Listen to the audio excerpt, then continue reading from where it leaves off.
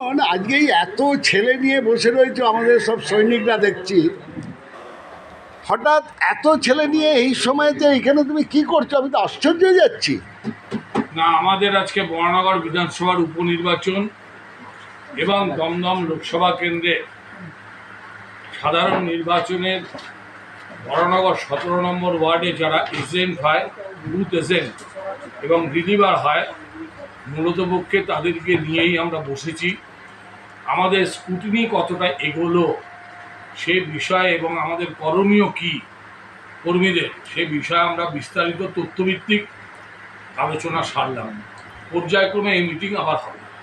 খুব ভালো লাগলো, তার কারণ হচ্ছে সৌগতদা জিতছে, সায়ন্তিকা জিতছে, সবাই তাই তো একদম জিতছে। তারই আজকে লড়াইয়ের একটা প্রস্তুতি।